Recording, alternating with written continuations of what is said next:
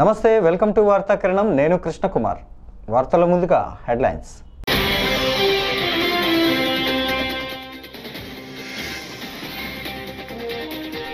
కేంద్ర ప్రభుత్వంపై మండిపడ్డ అఖిలేష్ యాదవ్.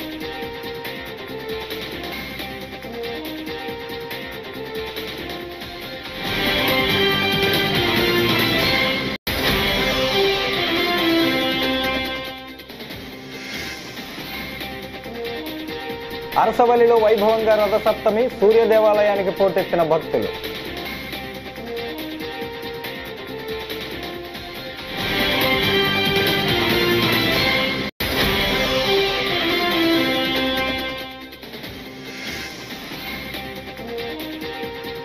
ఏపీ నాకు రెండో ఇల్లు లాంటిది, ఆంధ్ర అంటే నాకు ప్రత్యేక ప్రేమ.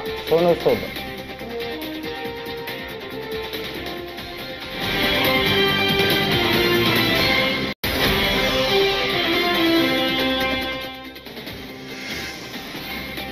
సమగ్ర సర్వే వివరాలను భరాసా దాచిపెట్టి ఎన్నికల కోసం వాడుకుంటోంది సీఎం రేవంత్ రెడ్డి.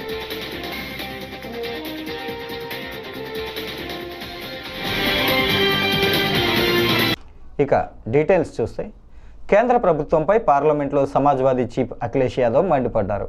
మహాకుంభమేళా ఘటనల్లో ఇంతవరకు మృతుల సంఖ్య పూర్తి వివరాలు ఇవ్వలేదని ఆరోపించారు. కుంభమేళాకు కోట్ల మంది వస్తున్నారని గొప్పలను చెప్పుకుంటున్న కేంద్రం అందుకు సరైన చర్యలను తీసుకోలేదని ఘాటుగా విమర్శించారు. సమయాన్ని బట్టి ఏ ప్రభుత్వం అధికారంలో ఉంటే ఆ ప్రభుత్వమే కుంభమేళాను నిర్వహిస్తుందన్నారు. अभी तो अध्यक्ष महोदय मैंने बात शुरू नहीं की है और जिन लोगों को तकलीफ है और जिनको दुख होना चाहिए उनके बारे में मैं, हालांकि वो बात मैं बाद में कहना चाहता था महाकुंभ के बारे में, लेकिन अध्यक्ष महोदय क्योंकि बहुत सारे माननीय सदस्य ये सुन नहीं सकते हैं, इसलिए मैं बात वहीं से शुरू करता हूं. आप देश के परम अभिभावक होने के नाते हमारा आपसे अनुरोध है कि जहां सरकार बजट के आंकड़े लगातार दे रही है, और जब मैंने अभिभाषण पढ़ा अध्यक्ष महोदय, बहुत सारे आंकड़े सरकार ने दिए हैं. आंकड़े देने से पहले महाकुंभ में मरने वालों के आंकड़े भी दे दें. महाकुंभ की व्यवस्था के बारे में स्पष्टीकरण देने के लिए मेरी मांग है अध्यक्ष महोदय, सर्वदलीय बैठक बुलाई जानी चाहिए. महाकुंभ आपदा प्रबंधन व खोया पाया केंद्र की जिम्मेदारी सेना को दी जाए. महाकुंभ हादसे के शिकार लोगों की मृत्यु, घायलों का इलाज, दवाइयों, डॉक्टर, भोजन पानी, परिवहन की उपलब्धता का आंकड़ा संसद में पेश किया जाए. महाकुंभ हादसे के लिए जिम्मेदार लोगों पर, महाकुंभ हादसे के लिए जिम्मेदार लोगों पर घोर दंडात्मक कार्रवाई हो. जिन्होंने सच छिपाया है उनको दंडित किया जाए. अध्यक्ष महोदय, हम डबल इंजन की सरकार से पूछते हैं, अगर अपराध बोध नहीं था तो आंकड़े दबाए, छिपाए और मिटाए क्यों गए हैं? सच छिपाना और मिटाना भी तो अपराध है. इसका दंड कौन भुगतेगा अध्यक्ष महोदय? जहां इंतजाम होना चाहिए था वहां प्रचार हो रहा था. एक धार्मिक समागम में डबल इंजन का राजनीतिक प्रचार अशोभनीय है, निंदनीय है. इतने बड़े हादसे के बाद कम से कम अब तो वो होर्डिंग उतरवा देना चाहिए. ఏపీ సీఎం చంద్రబాబును నటుడు సోనూ సూద్ చారిటీ ఫౌండేషన్ వ్యవస్థాపకుడు సోనూ సూద్ సోమవారం అమరావతిలోని సచివాలయంలో కలిశారు. ఏపీ ప్రభుత్వానికి సోనూ సూద్ ఫౌండేషన్ 4 అంబులెన్సులను అందించింది. నటుడిగా తనపై ప్రేమ చూపించిన తెలుగు ప్రజలందరికీ సోనూ సూద్ ధన్యవాదాలు తెలిపారు. తెలుగు ప్రజలు తనకు అత్యంత ఆప్తులన్న ఆయన వారికి ఏదైనా చేయటం తన బాధ్యతగా భావిస్తానని తెలిపారు. ఏపీ నాకు రెండో ఇల్లు లాంటిది, ఇక్కడ ప్రజల కారణంగానే తాను ఎంతటి వాడిని అయ్యానని, అందుకే ఆంధ్ర అంటే ప్రత్యేక ప్రేమ అని ఆయన అన్నారు. Namaskar, Telugu Prajalara. I just want to thank all the Telugu people from the bottom of my heart for all the love. Today is a very special day because today we gave ambulances to multiple districts in Andhra. I always believe that all those small villages and districts which need that medical attention and they don't have those ambulances which a lot of people need during emergencies, because the roads are small, sometimes they don't have that medical facility. And a lot of people had approached me that they need ambulances. So we got 4 ambulances today for Andhra. And I hope they will save a lot of life. That will save a lot of good. And Andhra being very, very close to my heart, all Telugu people being very close to my heart, I want to do a lot of things for the state where, with the guidance of Honorable CM Sir, if you can do some development for the needy people, create some jobs, do some medical, facilities for them. So that's what my motive is, and I'm just trying to do my bit. Sir, is there any specific reason to select AP Andhra Pradesh? I think Andhra is my second home. People love me. They have taught me what I am today. They have made me what I am today. So there's a special love for Andhra. And of course, my wife is from Andhra. She's a Telugu. So more of a reason that, the kind of love that I get from people in Andhra, it's my duty to give back to them. And during COVID, it started the whole journey, and the kind of love that I've got from them, I will always be there for every Telugu person, people from Andhra. I'm just a phone call away. Need anything, I'm always there for you. People looking at you like a demigod, sir. Is there any political aspiration? No, I think I love staying as a common man, people's man, where I have their blessings. I think I don't need anything more than that. We have great politicians doing a lot of good stuff. We have Chandrababu sir, who's been a mentor for a lot of people. I think they're doing the great job. Me as a local individual, it's important to give back to the society. When you become big, when you become actors, when you become stars, when you earn a lot of money, I think it's time to give back to the society, because normal people are the ones who made us, and it's now our responsibility to give back to the society. Like I said, Chandrababu sir, Covid के time से बहुत एक मेरा उनसे एक रिश्ता बना रहा है. I've been in touch with them during COVID. और आज जब यहाँ पे एम्बुलेंसेस देने थे तो मुझे लगा कि Andhra is my first place जहाँ पे मुझे देने चाहिए, और उनका भी ब्लेसिंग्स मिला, गाइडेंस मिला. And like I shared, I have lot of plans for people from Andhra, and I would love to do my best कि मेरा भी कुछ ना कुछ कंट्रीब्यूशन रहे to develop some common facilities for the people. So yes, I spoke about it, and hopefully I will see you again with a lot of concrete plans for people for Andhra. My foundation is working for every common man, and wherever the government's need is there, guidance is there, we try to do that. Like I said, now today when we gave ambulances, Rathasaptami పర్వదినం సందర్భంగా శ్రీకాకుళం జిల్లాలోని అరసవల్లి సూర్య దేవాలయానికి భక్తులు పోటెత్తారు. స్వామివారిని దర్శించుకుని ప్రత్యేక పూజలు చేసుకున్నారు. ఆదిత్యుడి నిజరూప దర్శనం కోసం సోమవారం నుంచే భక్తులు భారీగా తరలివచ్చారు. ఆలయ పరిసరాలు భక్తులతో కిటకిటలాడాయి.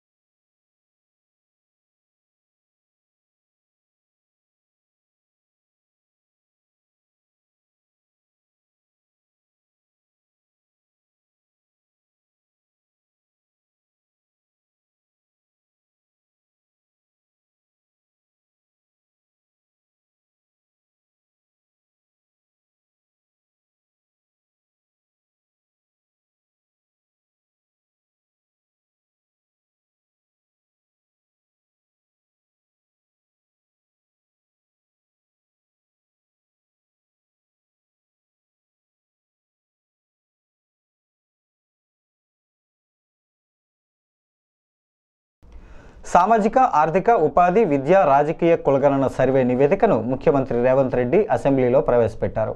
ఈ సందర్భంగా నివేదికలోని అంశాలను సీఎం వివరించారు. గత ప్రభుత్వం సమగ్ర సర్వేను అసెంబ్లీలో మంత్రివర్గం ముందు ఎందుకు పెట్టలేదని రేవంత్ రెడ్డి ప్రశ్నించారు. భరాసా నేతలు సమగ్ర సర్వే వివరాలను దాచిపెట్టి ఎన్నికల కోసం వాడుకున్నారని ఆరోపించారు. తాము చేపట్టిన కుల సర్వే మొత్తం 4 భాగాలుగా ఉందన్నారు. 4వ విభాగంలో పౌరుల వ్యక్తిగత సమాచారం ఉన్న నేపథ్యంలో వ్యక్తిగత గోప్యత చట్టం కారణంగా ఆ వివరాలను ప్రవేశపెట్టలేదని చెప్పారు. బీసీలు మొత్తం బీసీల పాపులేషన్ అధ్యక్ష 1,64,09,179 మంది అధ్యక్ష. ఎంతలో 3,54,00,000 మందిలోనే 46.25% అధ్యక్ష. అదేవిధంగా ముస్లిం మైనారిటీలు బీసీ ప్రాక్టీస్ చేసేవాళ్ళు బీసీల కింద ఉన్నవాళ్ళు 35,76,588. మొత్తం ఈ రాష్ట్రంలో ABCDE 5 కేటగిరీల కింద ఉన్న బీసీలు 56.33%.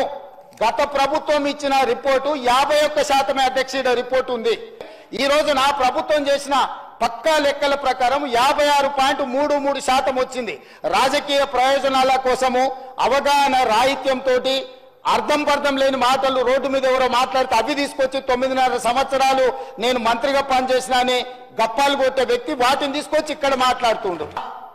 మీరు ప్రైవేట్ కాలేజీలలో అటెండర్ల నుంచి చిన్న చిన్న వాళ్ళని ఎవరినో ఊరు పేరు లేని వాళ్ళతో మీరు చేయించారు. 12 గంటలలో చేయాలని గొప్పల కోసం గప్పాల కోసం చేసిరు. మీరు లిమ్కా బుక్ రికార్డుల కోసం చేసిరు.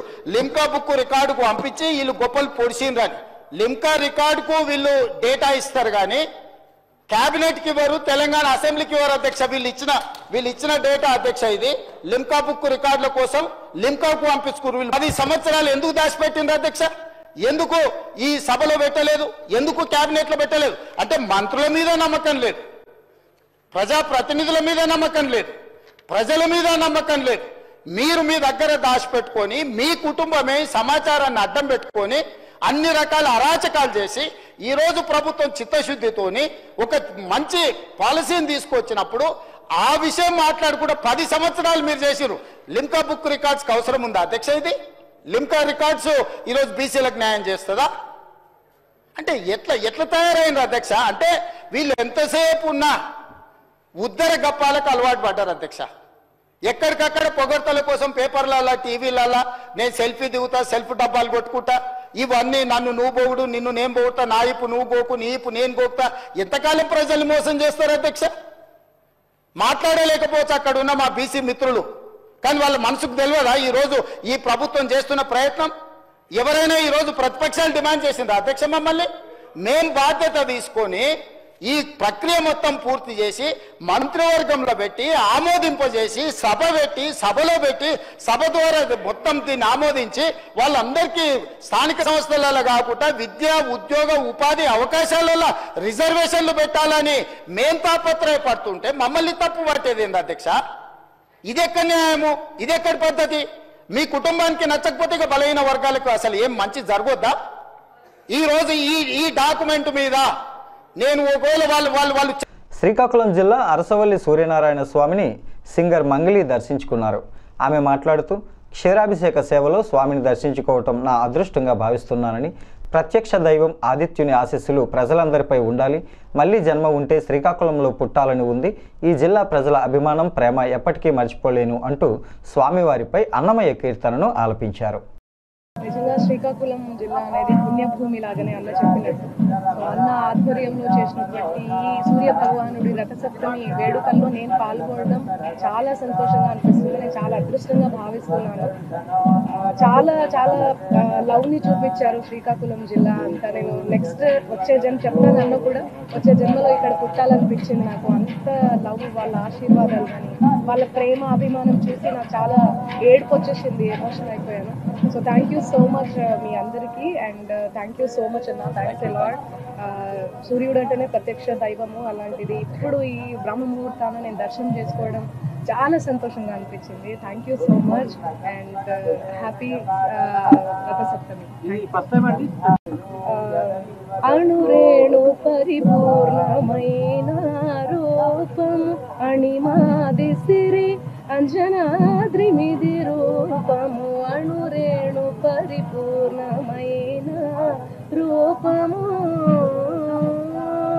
పాలజల నిధిలోన పవళించు రూపము కాల సూర్య చంద్రాగ్ని గల రూపము పాలజల నిధిలోన పవళించు రూపము కాల సూర్య చంద్రాగ్ని గల రూపము మేలిమి వైకుంఠాన మెరసిన రూపము మేలిమి వైకుంఠాన మెరసిన రూపము కీలైనది శేషగిరి మీది రూపము అణురేణు పరిపూర్ణమైన రూపము. ఇంతకంటే నేనేం చే దేశంలోని బడుగు బలహీన వర్గాల సంక్షేమాన్ని కేంద్ర ప్రభుత్వం ఏమాత్రం పట్టించుకోకుండా పార్లమెంటులో బడ్జెట్ ప్రవేశపెట్టడం దారుణమని సిపిఐ జాతీయ కార్యవర్గ సభ్యురాలు అక్కినేని వనజ ఆగ్రహాన్ని వ్యక్తం చేశారు. మంగళవారం రాజమండ్రి సిపిఐ కార్యాలయంలో ఏర్పాటు చేసిన విలేకరుల సమావేశంలో మాట్లాడుతూ కేంద్ర బడ్జెట్ కార్పొరేట్ల కోసమే ప్రవేశపెట్టారంటూ ఆగ్రహం వ్యక్తం చేశారు. మూడోది ఛత్తీస్గఢ్లో కొనసాగుతున్నటువంటి మారణ హోమం. మన బడ్జెట్ కనుక పరిశీలన చేసినట్లయితే బడ్జెట్ ముందు రోజున ఎకనామిక్ సర్వే ఒక నివేదిక ఇచ్చింది. ఎకనామిక్ సర్వే నివేదిక చాలా స్పష్టంగా గత బడ్జెట్లో వైఫల్యాలు ఈసారి తీసుకోవాల్సినటువంటి జాగ్రత్తలు కూడా హింట్ ఇచ్చింది. ఉపాధి అవకాశాలు తగ్గుతున్నాయి, తయారీ రంగం క్షీణిస్తుంది, ఆర్థిక అసమానతలు పెరుగుతూ ఉన్నాయి, పేదరికం పెరుగుతూ ఉంది. ఇవన్నీ కూడా గత 15 సంవత్సరాల కాలంలో ఎన్నడూ లేనంతగా కార్పొరేట్స్ దగ్గర సంపద పోగుపడతా ఉంది. ఇది ఇట్స్ నాట్ గుడ్ సైన్ అని ఆర్థిక సర్వే ఆర్థిక సర్వే ఇచ్చింది. ఆర్థిక సర్వే ఎవరిచ్చింది? Economic advisers, government chief advisers economic సర్వేని ఇవ్వడం జరిగింది. మన ఎకనామిక్ సర్వే తర్వాత బడ్జెట్ ప్రవేశపెట్టిన దాంట్లో నిర్మలా సీతారామన్ ప్రవేశపెట్టిన దాంట్లో ఎక్కడ కూడా ఏవైతే తీసుకోవాల్సినటువంటి ప్రికాషన్స్ ఉన్నాయో వాటి వైపుగా ఆలోచనే పోలా. ఏ రూపంలో చూసినా కూడా 64% మంది ఈనాటికి వ్యవసాయ రంగం మీద ఆధారపడి జీవిస్తూ ఉన్నారు. వ్యవసాయ రంగానికి సంబంధించిన అనేక సమస్యల మీద సుదీర్ఘకాలంగా పోరాటం జరుగుతూ ఉంది. అయినప్పటికీ కూడా వ్యవసాయ రంగానికి అవసరమైనటువంటి నిధుల్ని కేటాయించడం మాత్రం జరగలేదు. రెండోది తయారీ రంగము, అంటే క్యాపిటల్ ఇన్వెస్ట్మెంట్ కానీ మ్యానుఫ్యాక్చరింగ్ ఇన్వెస్ట్మెంట్ కానీ ఈ తయారీ రంగం కనుక పెరగకపోతే, తయారీ రంగంలో ఇన్వెస్ట్మెంట్ పెరగకపోతే ఉపాధి అవకాశాలు ఎలా వస్తాయి? గత 45 సంవత్సరాల కాలంలో ఎన్నడూ లేనంతగా నిరుద్యోగం పెరిగింది పర్సంటేజ్ అని చెప్పేసి ఒక పక్కన సర్వేలు చెప్తా ఉన్నాయి. కానీ ఆ రూపంలో కూడా నిరుద్యోగం పెరగడానికి రావాల్సినటువంటి పరిస్థితిలో కనిపించలేదు. మూడోది పేదరికం తగ్గించడానికి దళిత వర్గాలు కానీ ఎస్సీలు, ఎస్టీలు, మైనార్టీస్, ఇంకా నిరుపేద వర్గాలు ఎన్నికల ముందు అధికారం చేపట్టేందుకు సూపర్ 6 హామీలతో పాటు ఇచ్చిన ఇతర హామీలను అమలు చేయటంలో కూటమి ప్రభుత్వానికి చిత్తశుద్ధి లేదని బీసీవై పార్టీ వ్యవస్థాపక అధ్యక్షుడు బోడే రామచంద్ర యాదవ్ ఆగ్రహం వ్యక్తం చేశారు. మంగళవారం రాజమండ్రిలో ఆయన మాట్లాడారు. బీసీలకు ప్రత్యేక రక్షణ చట్టం తీసుకువస్తానని ఇచ్చిన హామీ ఇప్పటి వరకు నెరవేర్చలేదంటూ ధ్వజమెత్తారు. ఇక్కడ ఏర్పాటు చేసిన పాత్రికేయ సమావేశం ముఖ్య ఉద్దేశం ఏంటంటే, కూటమి ప్రభుత్వం అనేక రకాలైన హామీలు ఇచ్చి ఈ రాష్ట్రంలో అధికారంలోకి వచ్చిన విషయం మనందరికీ తెలుసు. అయితే కూటమి ప్రభుత్వం ఏర్పడినప్పటి నుండి ఈ 3 పార్టీలు ఇచ్చిన ఏ ఒక్క హామీని కూడా అమలు చేయకపోగా అనేక రకాల కారణాలతో ఈరోజు కాలయాపన చేసే కార్యక్రమం చేస్తున్నారు. ఉద్యోగాల విషయంలో అయితే ఏమి, విద్యార్థుల విషయంలో అయితే ఏమి, అదేవిధంగా ప్రధానంగా కూటమి ప్రభుత్వం ఇచ్చిన సూపర్ 6 పథకాలకు సంబంధించి కావచ్చు, రకరకాల కారణాలు చెప్తూ ఇప్పటి వరకు ఏ ఒక్క హామీని కూడా నెరవేర్చలేని పరిస్థితుల్లో ఈరోజు ప్రభుత్వం ఉంది. ముఖ్యంగా బీసీల విషయంలో అధికారంలోకి రాకముందు అనేక రకాలైన హామీలు ఇచ్చారు. బీసీలకు రక్షణ చట్టం తీసుకొని వస్తామన్నారు. బీసీల అభివృద్ధి కోసము నిధులు కేటాయిస్తాము, అనేక రకాలుగా అభివృద్ధి కోసము కూటమి ప్రభుత్వం కృషి చేస్తుందని చెప్పారు. కానీ ఈ దిశగా కూడా అమలు చేసే విషయంలో ప్రభుత్వానికి ఏమాత్రం చిత్తశుద్ధి. రాప్తాడు పోలీసులపై ఓ మహిళ అనంతపురం జిల్లా ఎస్పీ జగదీష్కు మంగళవారం ఫిర్యాదు చేశారు. రాప్తాడు పట్టణంలో ముని అనే వ్యక్తి తనను కొడుతున్నారని, అతని ద్వారా ప్రాణహాని ఉందని రామాంజినమ్మ అనే మహిళ ఆవేదన వ్యక్తం చేశారు. ఈ విషయమై పోలీస్ స్టేషన్కు వెళ్ళగా తనను పోలీసులు దూషించారని తెలిపారు. దీంతో ఎస్పీకి ఫిర్యాదు చేసినట్లు ఆమె పేర్కొన్నారు. నా పేరు రామాంజినమ్మ సార్. నాకు ఇంటి పక్కన ముని అనే పిల్లోడు ఉన్నాడు. సిఐడిలో పనిచేస్తాడు. వద్దని ఏదో పైపుతో నీళ్లు కొడతాంటే ఎగిరినాయని మాట్లాడినాడు. ఒకవేళ నీళ్ళు ఎగురుతాయన్నా అన్నాను. ఎంటికి ఎగురుతాయమ్మా అన్నాడు. వచ్చినాడు, మూడు పెండ్లం వచ్చినారు, కొట్టినారు. 4 ఏళ్ళ కాలుతో తన్నినాడు. మా కాళ్ళు అదంతాను ఈడిచి కొట్టినారు. దానికి రాప్తాడు స్టేషన్కి ఎన్నిసార్లు పోయినా కానీ 10 సంవత్సరాలు అయింది నేను ఇళ్ళ కట్టి.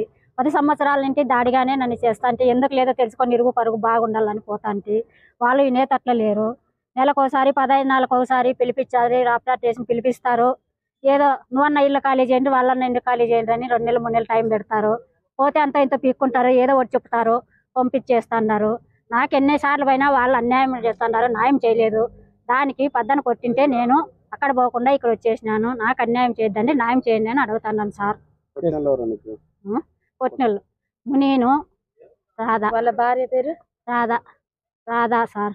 వాళ్ళిద్దరితోనూ పెద్ద టార్చర్ నాకు. మా ఆయన పొద్దున పోతే సందకాడు వస్తాడు. నాకు భయము, ఒకదాన్నే ఉంటాను అంత ఇంట్లోనూ. నాకు చాలా భయము, పాదము పోయే పరిస్థితిలో ఉన్నాను. నాకు అన్యాయం చేయొద్దండి, న్యాయం చేయండి అని కోరుకుంటున్నాను. 2 మొగుడు పెండం, నేను ఒక్కదాన్ని. మా భర్త పనుకున్నాడు. వచ్చే తలగా కొట్టేసి బండి వేసుకొని వెళ్ళిపోయినారు. కొట్టి వెళ్ళిపోయినారు. పోలీస్ స్టేషన్ కు మీరు విషయం తెలిపినారా? ఫోన్ చేసిండ్రు సార్. నాకు ఏం చెప్పారంటే ఫోన్ చేసి రామ్మ స్టేషన్ కంటే నేను రాను సారు, ఎన్నిసార్లు వచ్చినా మీరు అన్యాయం చేస్తున్నారు కానీ న్యాయం చేయలేదు, నేను రానని పెట్టేసినాను. ఎస్పీ గారికి వచ్చాను. నా పేరు రామాంజినమ్మ సార్. నాకు పెద్ద టార్చర్ సార్. ఆ టార్చర్ ఒకటి తప్పించి నాకు మనశ్శాంతిగా ఉంది. ఏ రకంగా ఏదో ఒకటి గాయాలైనాయి, అన్ని అయినాయి. ఆమె అట్లా అది ఇట్లా అది బయట అందరితో చెప్పేది. ఇదిగో సార్ రక్త గాయాలు, కాళ్ళకి మా కాళ్ళకి అయింది. చుప్పల కాళ్ళతో తన్నినాడు పొద్దున. నాకు చాలా టార్చర్ అయింది. నేను చచ్చిపోయే ప్రమాదంలో ఉన్నాను. రైతులు దళారుల చేతుల్లో మోసపోకుండా ప్రభుత్వం ప్రకటించిన మద్దతు ధరకే కందులను అమ్మాలని పాణ్యం ఎమ్మెల్యే గౌరి చరిత అన్నారు. సోమవారం వర్వకల్లులో ఆమె మాట్లాడారు. 12% కంటే తక్కువ తేమ ఉన్న కందులు మాత్రమే కొనుగోలు చేస్తామని పేర్కొన్నారు. రైతుల పొగాకు పంటకు కూడా మద్దతు ధర ఇవ్వాలని డిమాండ్ చేశారు. ఈ కార్యక్రమంలో ఎంపీపీ, ఎంపీడీఓ, గ్రామ నాయకులు, రైతులు పాల్గొన్నారు. సోదరులకు అందరికీ హృదయపూర్వక నమస్కారం తెలియజేసుకుంటున్నా. మనకందరికీ తెలుసు, ఈ ఓరుకల్లు మండలంలోనే కందులు దాదాపు 6,680 ఎకరాలు పంట వేయడం జరిగింది. ఇప్పుడు మనకి బయటి కంటే గవర్నమెంటే ఎక్కువ రేటుకు కొనుగోలు చేస్తూ ఉంది. 7,550 రూపాయలు క్వింటాల్గా తీసుకోవడం జరుగుతుంది.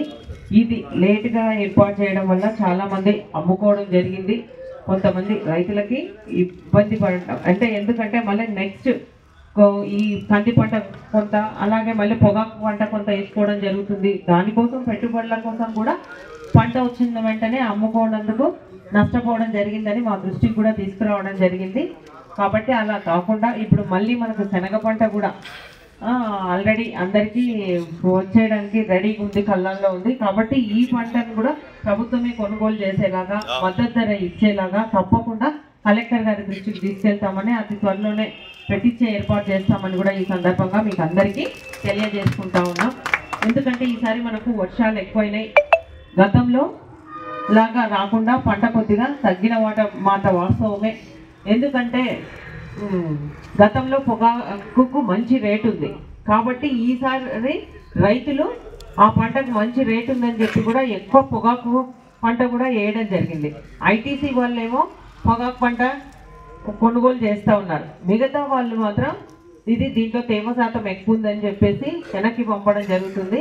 కాబట్టి మీకు ఒకటే తెలియజేస్తా ఉన్నా, మనం 2-3 సార్లు తిరిగేదానికంటే మనకి మళ్ళీ ట్రాన్స్పోర్ట్ ఖర్చు, రైతుల ముందే నష్టాల్లో కూరుకుపోతా ఉంటాం. ఈ వార్తలు ఇంతటితో సమాప్తం. నమస్కారం.